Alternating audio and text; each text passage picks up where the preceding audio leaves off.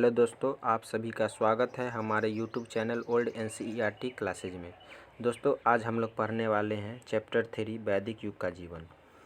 दोस्तों अभी हम लोग ओल्ड एनसीईआरटी को कवर कर रहे हैं, तो क्लास 6th हिस्ट्री का चैप्टर 3 हम लोग पढ़ने जा रहे हैं वैदिक युग का जीवन। इसका मैंने चैप्टर 1 और 2 अपलोड कर दिया है। अगर आप लोगों ने नहीं देखा है तो उसे ज़रूर देख लें। तो चलिए दोस्तों हम बिना देरी किए हुए शुरू करते हैं। पहला टॉपिक है दोस्तों आर्य बस्तियाँ। मोहनजोदड़ो और हड़प्पा की खोज होने तक ऐसी धारणा थी कि भारतीय इतिहास और सभ्यता का आरंभ आर्यों के आगमन के साथ होता है। कहा जा रहा है कि मोहनजोदड़ो और हड़प्पा की जब खोज नहीं हुई थी तो ऐसी धारणा बनी हुई थी कि भारतीय इतिहास और सभ्यता का जो आरंभ होता है वो आर्यों के आगमन के साथ होता है। आगे है दोस्तों कि सिंधु सभ्यता के नगरों का तो पतन हुआ था, परंतु गाँवों में संस्कृति जीवित रही। ईसा पूर्व दूसरी सहस्राब्दी में भारतीय उपमहाद्वीप में कई प्रकार की संस्कृति थी। देखिए दोस्तों यहाँ कह रहा है कि हड़प्पा सभ्यता का तो पतन हो गया था, लेकिन फिर भी गांव में कुछ संस्कृतियाँ जीवित थीं। ईसा पूर्व दूसरी सहस्राब्दी। ईसा पूर्व दूसरी सहस्राब्दी कहने का मतलब है दोस्तों कि ईसा मसीह के जन्म के लगभग 2000 वर्ष पहले। सहस्राब्दी मतलब होता है दोस्तों हज़ारों वर्षों का समय। भारतीय उपमहाद्वीप। भारत को उपमहाद्वीप यहाँ क्यों कहा गया है? भारत को उपमहाद्वीप इसलिए कहा गया है कि भारत जो है 3 ओर से जल से घिरा है और 1 ओर से स्थल से घिरा है, इसलिए भारत को उपमहाद्वीप कहा जाता है। तो दोस्तों जान लेते हैं कि उपमहाद्वीप होता क्या है। तो उपमहाद्वीप उस भूभाग को कहते हैं जो 3 ओर से जल से और 1 ओर से स्थल से घिरा होता है, उसे उपमहाद्वीप कहते हैं। इसका मतलब यह था कि देश के विभिन्न भागों में विभिन्न प्रकार के लोग बसे हुए थे। इसी युग में भारतीय आर्य जो वैदिक संस्कृत का आधार है बोलने वाले लोग पश्चिमोत्तर भारत में प्रकट हुए। कह रहा है कि जब हड़प्पा का पतन हो गया तो फिर भी गांव में कुछ संस्कृतियां जीवित रहीं। उसी समय में आर्यों का आगमन होता है भारत में। तो वे पश्चिमी आर्य जो सबसे पहले आते हैं भारत में, तो वे पश्चिम उत्तर भाग में भारत के प्रकट होते हैं, यानी यहीं पर सबसे पहले आते हैं। लेकिन आर्य जो भारत में आते हैं तो कहाँ से आए हैं इनका हम लोगों को पता नहीं है। ये इतिहासकारों के द्वारा अनुमान लगाया गया है। हम नहीं जानते हैं कि वे लोग कहाँ से आए। शायद वे उत्तर पूर्वी ईरान से के या कैस्पियन सागर के समीप के क्षेत्र से या मध्य एशिया से आए। मतलब शायद वो हो सकता है कि वे उत्तर पूर्वी ईरान से या कैस्पियन सागर के समीप के क्षेत्र से या मध्य एशिया से आए। लेकिन दोस्तों अभी जो प्रूफ के रूप में माना जाता है कि आर्य लोग कहाँ से आए, तो ये है मध्य एशिया से। पश्चिमी एशिया और यूरोप में जाकर बसे। आर्य जो आए तो वे पश्चिमी एशिया में भी आए और यूरोप में भी गए और वहाँ जाकर बसे। आर्य भाषा बोलने वालों से पृथक पहचान के लिए भारत में आए हुए आर्यवासियों को हम भारतीय आर्य कहते हैं। आर्य जो आए तो वे यूरोप में भी गए और भारत में भी आए, यानी पश्चिमी एशिया में आए और भारत में भी आए। तो भारतीय आर्य को हम अलग पहचान के लिए उन्हें भारतीय आर्य यानी कि इंडो आर्य कहते हैं। उनकी प्रजाति के बारे में हम कुछ नहीं जानते। हम यह भी नहीं कह सकते हैं कि पश्चिमोत्तर भारत में पहले से आबाद लोगों की प्रजाति से वे भिन्न थे या नहीं। मतलब पहले से जो यहाँ प्रजातियाँ थी भारत में वे इन्हीं के समान थे या उनसे भिन्न थे, यह भी हम नहीं कह सकते हैं। पहले सोचा गया था कि आर्यभाषी लोगों ने बड़ी तादाद में आकर देश पर हमला किया, परंतु यह सिद्ध करने के लिए बहुत कम सबूत है। लेकिन अब आजकल अनेक इतिहासकार का मत है कि वे लंबे समय तक छोटे छोटे समूहों में आए और पहले से बसे हुए लोगों के साथ रहने लगे, इसलिए भाषा तथा रहन सहन में मेल मिलाप हो गया। भारतीय इतिहास के इस काल को वैदिक युग कहते हैं। वैदिक युग क्यों कहते हैं? क्योंकि इस युग के इतिहास की रचना वैदिक साहित्य के स्रोतों के आधार पर की जाती है। भारतीय इतिहास आर्य का जो इतिहास है तो इस काल को हम वैदिक साहित्य कहते हैं या वैदिक युग कहते हैं। क्यों कहते हैं? क्योंकि इस काल का जो इतिहास की रचना होता है वो वैदिक साहित्य के स्रोतों के आधार पर की जाती है। परंतु पिछले 40 वर्षों में वैदिक युग के इतिहास के लिए पुरातत्व विज्ञान के भी सबूत मिले हैं। जिन क्षेत्रों में आर्यभाषियों की संस्कृति का विकास हुआ वहाँ ऐसे लोगों की बस्तियाँ थी जो पशुचारी और कृषक थे। कह रहा है कि आर्य जो भारत में आए तो जिन क्षेत्रों में आर्य लोग बसे और उनका विकास हुआ वो अधिकतर पशुचारी और कृषक थे। और जो खास प्रकार के मिट्टी के चित्रित भूरे बर्तनों का जिन्हें चित्रित धूसर भांड कहते हैं इस्तेमाल करते थे। वे आर्य जो थे वे खास प्रकार की मिट्टी के चित्र बना हुआ बर्तनों का प्रयोग करते थे जिसे धूसर भांड कहते हैं। भांड मतलब होता है मिट्टी का बर्तन। इन क्षेत्रों के समीप ही अन्य किस्म के मिट्टी के जो बर्तन मिले वे काले और लाल भांड हैं। पकाए हुए मिट्टी के बर्तनों को भांड कहते हैं। इसलिए अब साहित्यिक और पुरातात्विक दोनों ही स्रोतों के आधार पर वैदिक युग का इतिहास रचना संभव है। ठीक है दोस्तों, अब जो है वैदिक साहित्य की रचना वो पुरातात्विक और साहित्यिक दोनों स्रोतों के आधार पर की जा सकती है। अब यह भी समझा जाता है कि वैदिक संस्कृति पहले से विद्यमान स्थानीय संस्कृतियों के कुछ विचारों तथा रीति रिवाजों और कुछ नए विचारों तथा रीति रिवाजों के मिश्रण का परिणाम है। आर्य सबसे पहले पंजाब में बसे। धीरे धीरे वे दक्षिण पूर्व की ओर आगे बढ़कर दिल्ली के उत्तरी प्रदेश में आबाद हुए। कह रहा है कि आर्य जो भारत में आए तो सबसे पहले कहाँ बसे? पंजाब में बसे। दोस्तों इम्पोर्टेंट है, इसको आप नोट कर लीजिएगा। कह रहा है कि पंजाब में बस गए, उसके बाद धीरे धीरे दक्षिण पूर्व की ओर आगे बढ़कर दिल्ली के उत्तरी प्रदेश तक पहुँच गए और वहाँ आबाद हो गए। उस समय यहाँ पास ही सरस्वती नदी बहती थी, परंतु इस नदी का जल धीरे धीरे सूख गया। यहाँ आर्यभाषी लोग कई सालों तक रहे और यहीं पर उन्होंने अपने सूक्तों का संग्रह ऋग्वेद तैयार किया। सूक्तों का संग्रह ऋग्वेद कहाँ तैयार किया? तो दिल्ली के उत्तरी भाग में जहाँ आबाद हुए थे वहीं तैयार किया। इसी क्षेत्र में कुरुक्षेत्र का मैदान है। समझा जाता है कि कुरुक्षेत्र के इसी मैदान में पांडवों और कौरवों का युद्ध हुआ था। कुछ समय बाद इनमें से कुछ लोग पूरब की ओर गंगा की घाटी में आगे बढ़े। घने जंगलों को साफ करते हुए वे आगे बढ़े थे।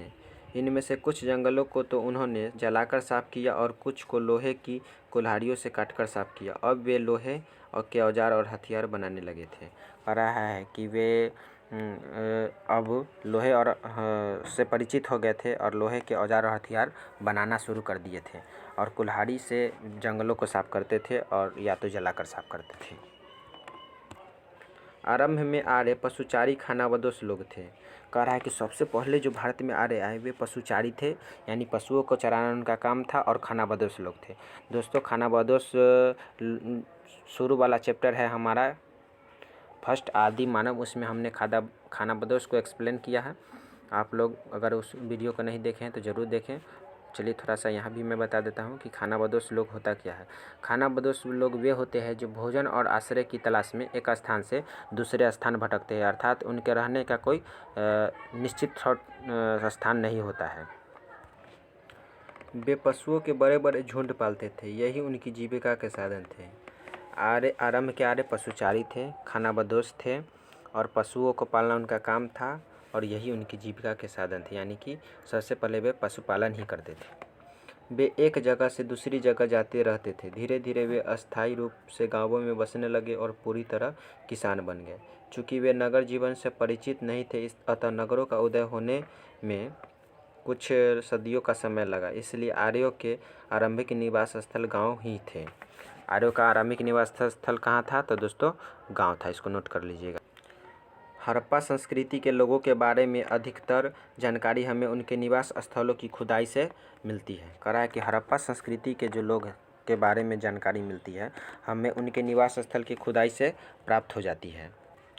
परंतु आर्यों के बारे में बात ऐसी नहीं है। आर्यों के बारे में हमें जानकारी उन सूक्तों से मिलती है जिनकी उन्होंने रचना की थी और जिन्हें कंठस्थ से रखकर उनके अनेक पीढ़ियों तक सुरक्षित रखने के बाद अंत में लिपिबद्ध किया गया। इसे हम साहित्यिक साक्ष्य कहते हैं और इससे हमें उनके इतिहास के लिए सुराग मिलते हैं। परंतु इधर के वर्षों में पश्चिमी उत्तर प्रदेश के हस्तिनापुर और अंतरखेरा जैसे कुछ स्थानों पर की गई खुदाई से उस समय की संस्कृतियों के बारे में कुछ और जानकारी मिलती है। आर्यों ने अपने देवताओं की स्तुति में सूक्तों की रचना की। उन्होंने अपने धार्मिक अनुष्ठानों, कार्यों और पूजा पाठ के बारे में नियम बनाए। इनकी जानकारी 4 वेदों से मिलती है, ऋग्वेद, यजुर्वेद, सामवेद तथा अथर्ववेद। कह रहा है कि आर्य जो थे ना अपने देवताओं की पूजा के लिए सूक्तों की रचना किए थे और अपने धार्मिक अनुष्ठान, कार्य और पूजा पाठ के बारे में नियम भी बनाए थे। इनकी जानकारी हमें किन से मिलती है? तो 4 वेदों से मिलती है। कौन कौन से वेद है? ऋग्वेद, यजुर्वेद, सामवेद, अथर्ववेद। दोस्तों अगला टॉपिक है राजा और उसके पदाधिकारी। उस काल का समाज कबीलों या जनजातियों में बटा हुआ था और प्रत्येक कबीला एक खास प्रदेश में बसा हुआ था, लेकिन ये अक्सर आपस में लड़ा करते थे। कह रहा है कि जो आर्य आए थे भारत में और बसे थे, वे कबीलों में बसे मतलब आए थे में बसे हुए थे या जनजातियों के रूप में बटे हुए थे। उनका समाज जो था, आर्यों का जो समाज था, कबीलों के रूप में या जनजातियों के रूप में बटा हुआ था।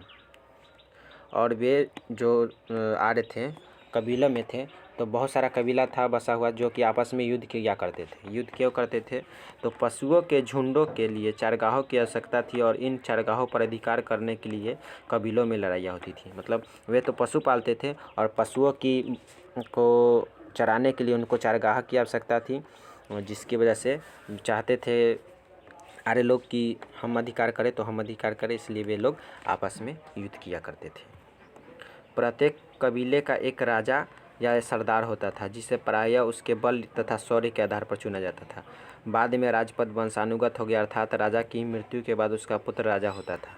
कह रहा है कि शुरू में मतलब सबसे पहले आरंभ में आर्य का जो राजा होता था उसको शौर्य और उसके बल और बुद्धि के आधार पर उसको चुना जाता था, लेकिन बहुत बाद में जाकर धीरे धीरे राजा का जो पद था वो वंशानुगत हो गया, अर्थात राजा की मृत्यु के बाद उसका पुत्र ही राजा बनता था।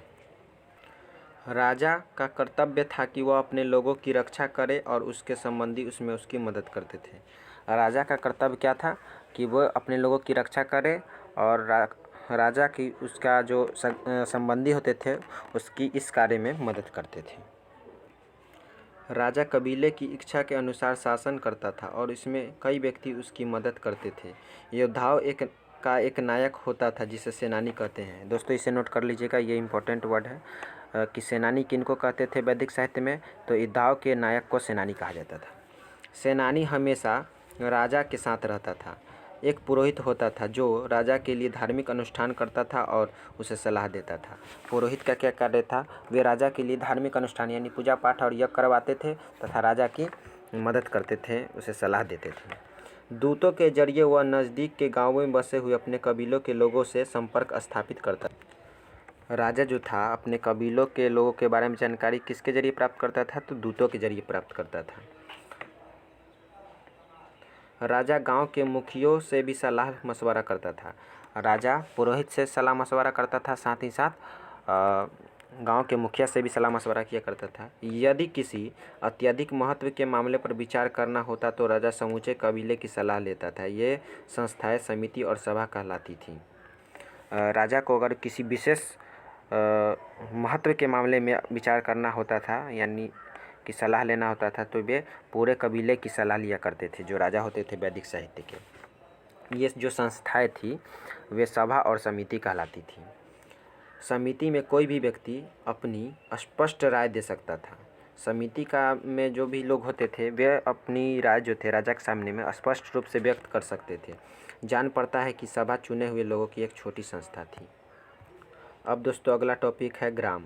कबीला जो था छोटी छोटी इकाइयों में बटा हुआ था जिन्हें ग्राम कहते थे, यानी कि ग्रामों के समूह से मिलकर बना हुआ था कबीला। और कबीला जो था छोटी छोटी इकाइयों में बटा हुआ था जिसे ग्राम कहा जाता था। प्रत्येक ग्राम में कई परिवार बसते थे। जब लोग ने धीरे धीरे खानाबदोशी का जीवन छोड़ दिया और खेती करना शुरू किया तो गांव बड़े हो गए और एक कबीले में काफ़ी अधिक सदस्य एक गांव में रहने लगे। परिवारों का समूह कुल या बीस कहलाता था। दोस्तों नोट कर लीजिएगा कि कुल या बीस किसको कहा जाता है? तो परिवारों के समूह को कुल या बीस कहा जाता है। और कबीलों के लोगों को जन कहते हैं। तो जन किसको कहते हैं? कबीलों के लोगों को जन कहते हैं। गांव परिवारों में बटा हुआ था और एक परिवार के सभी सदस्य साथ साथ रहते थे। परिवार पितृ प्रधान था, अर्थात परिवार का सबसे दोस्तों आर्यों का जो परिवार था वो पितृ प्रधान था, अर्थात परिवार का सबसे वृद्ध पुरुष जो प्रायः दादा या पितामह होता था परिवार का मुखिया होता था। परिवार में यह अधिकार का पद था क्योंकि मुखिया सब निर्णय लेता था और परिवार के अन्य सदस्यों को उसका निर्णय स्वीकार करना पड़ता था। पुत्र अपनी पत्नी को घर लाने के बाद पिता के साथ ही रहता था, जैसा कि कबीलाई व्यवस्था पर आधारित समाजों में आमतौर पर होता था। स्त्रियों का आदर किया जाता था। वैदिक साहित्य में यानी वैदिक समाज में स्त्रियों का आदर किया जाता था। लड़कों के साथ कुछ लड़कियां भी पढ़ी होती थीं। कहा है कि लड़कों के साथ लड़कियां का भी पढ़ने का प्रचलन था।